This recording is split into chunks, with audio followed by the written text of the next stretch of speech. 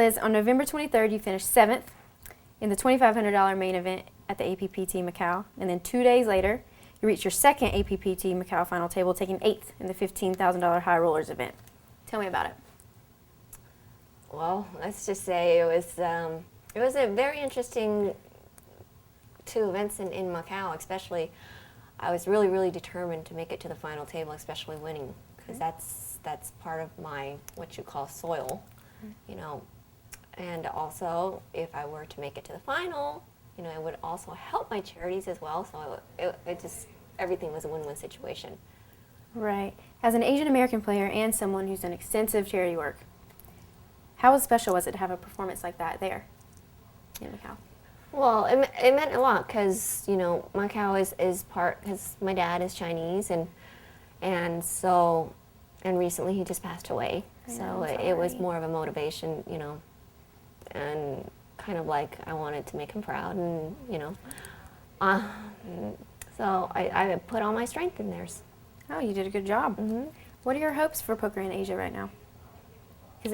I'm really, really praying it enters Asia.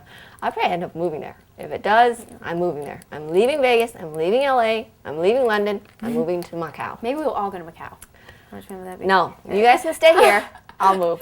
Liz can go there and make all the money. No one else can go. There's just so much money to be made over there. I mean, even I was over there, I stayed at the Venetian. It's like exactly how the Venetian is here, except twice the size. And when you walk in the gambling area, I mean, there's just people everywhere playing the pit games. So you think poker's going to blow up for sure there? For sure, for sure. Their 2500 event, there were a lot of new players that just tested the water, you know, tested the game. And it's just like, you know, because I ran my own game before when I was 18, so I had a lot of these Chinese restaurant owners that come and plays in my game. People just have a lot of money. And it's the same thing. It's like they don't care how much is in the pot. They'll pay just to see the next card. It doesn't matter how much they pay. Right. So it's not about the money. It's just about the addiction of the next card, like the adrenaline. Right. All right, you were born in Vietnam, but you were raised in Colorado. You moved there when you were very young, right? I moved when I was 1, yep. How was your childhood in Colorado? Well, normal. I wasn't born with the silver spoon in my mouth. I mean, you know, my parents had to work to raise me and my sister up, and when I was able to work at the age of 18, my father had a heart attack, and after that, I was running a game, so, you know, he couldn't work anymore, and I felt bad that only my mom had to work, so I just told them, you know, since I was able, and I was making good money back then, I said, just for both of them to quit. And since then, I've been taking care of both of them. Right. I know. So that card game turned into a pretty lucrative business, right? For a while. Yes, it was. How long did that go on?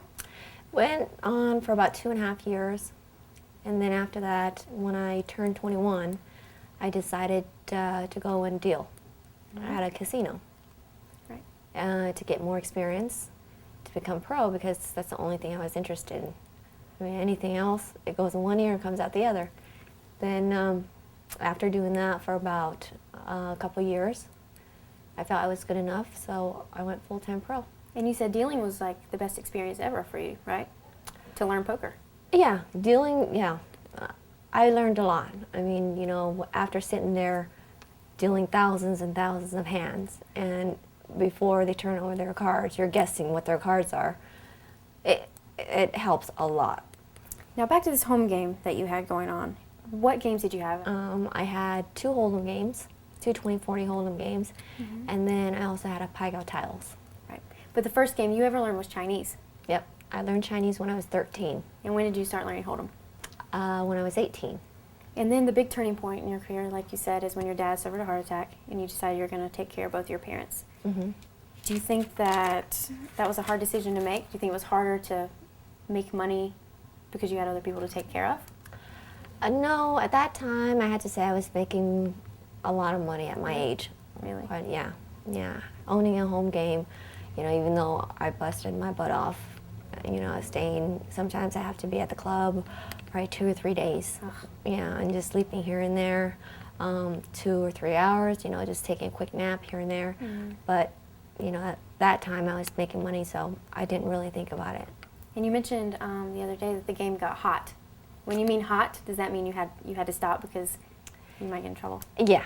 How do you know that? Well, you know, in Colorado, there's, even though you have a social club or a social license, but, you know, certain games, I mean, eventually, you know, somebody's going to come in and bust you or something like that. And that's one thing, I'm not greedy. You know, I know when to stop. Some people, they don't know when to stop, and they keep on wanting to make more and more, and that's why they get in trouble. Right. All right, well, you were primarily a cash game player. Until 2005, you decided to play in the World Series, and you went on to place 5th in the first event you played, right? 1500 no limit? Mm-hmm. Tell me about that. Well, okay, I played probably a couple events before that at the LAPC, and I bubbled every single time.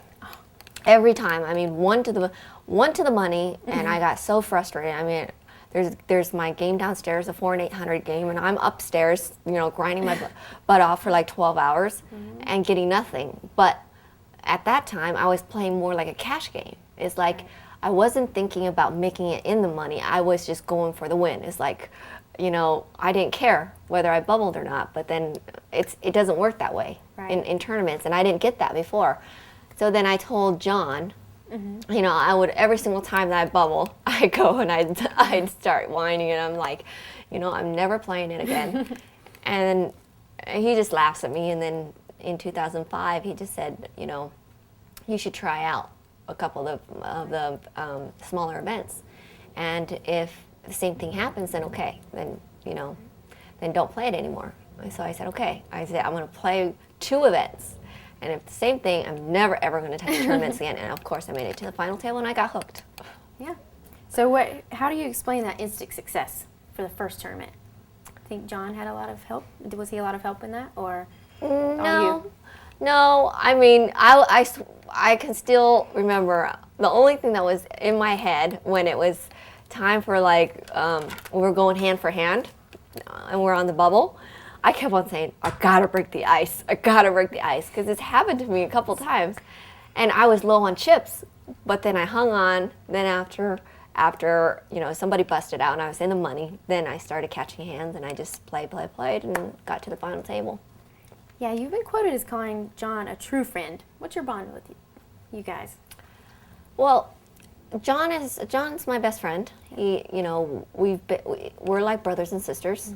A lot of people think that, you know, we're dating, but no, never have, never will. It doesn't seem like that. It seems like a really good friendship. Yeah, well, people who don't know us, you know, I've had a lot of people ask me, but you know, he's been there for me, and I almost hit rock bottom once, about 5 years ago.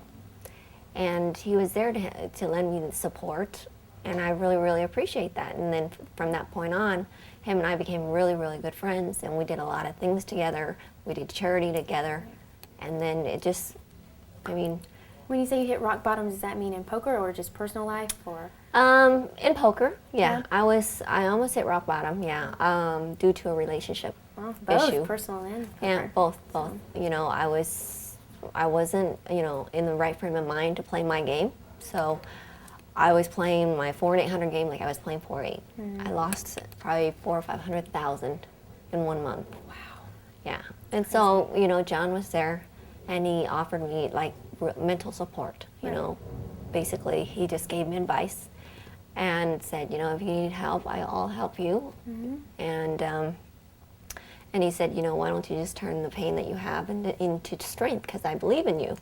And that just, like, shocked me, because I didn't know John that well back then. And it just hit me. It's just like, you know, somebody that I don't even know very well have this much, you know, faith in me.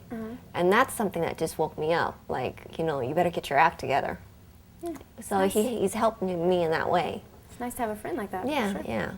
In a past interview, you said there's so many great Asian players.